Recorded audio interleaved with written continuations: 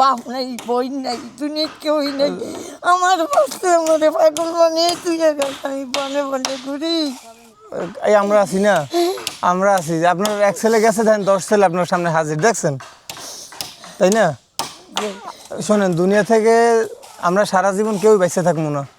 আমিও একদিন চলে যাবো, আপনিও একদিন চলে যাইবেন, কিন্তু কথা হইলেই দেখেন আপনার একটা ছেলে আল্লাহ নিয়ে গেছে, দোয়া করবেন যেন পরে ভালো থাকে। কিন্তু হে যাওয়াতে দেখেন এই যে আমরা আইছি আজকে কোথায়, ঢাকা আর কোথায় আপনার বাড়ি, কত দূর আসতে কয় ঘন্টা সময় লাগছে, প্রায় তো 14 ঘন্টা 15 ঘন্টা সময় লাগছে। তো এত দূর যে আইছি, কে পাঠাইছে? আল্লাহ পাঠাইছে না? আল্লাহর হুকুম ছাড়া, আল্লাহর হুকুম ছাড়া কিছু হয়? নাইলে এই যে আজকে ঘরটা হইতেছে, এটা তো আল্লাহর হুকুম ছিল। আপনার খবর আমরা রাখবো, চিন্তা করেন না, আমরা খোঁজ খবর রাখবো, আমরা আমু বেড়াইতেও আমু আপনার বাসায়। আর সবার লিগে দোয়া করবেন।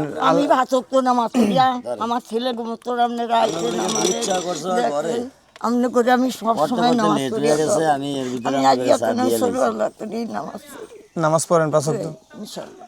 ওই তো আল্লাহর কাছে যায় নামাজের ওগুলাই দোয়া করবেন যে আল্লাহ এগুলো তুমি ভালো রাখো, এখন শরীর ভালো রাখো, দেশবাসী যারা আপনার পাশে দাঁড়াইছে। আমনে গোবর লাগে আমার বিদায় গড্ডা উপরে আল্লাহ সামনে রয়েছে নুসিগা।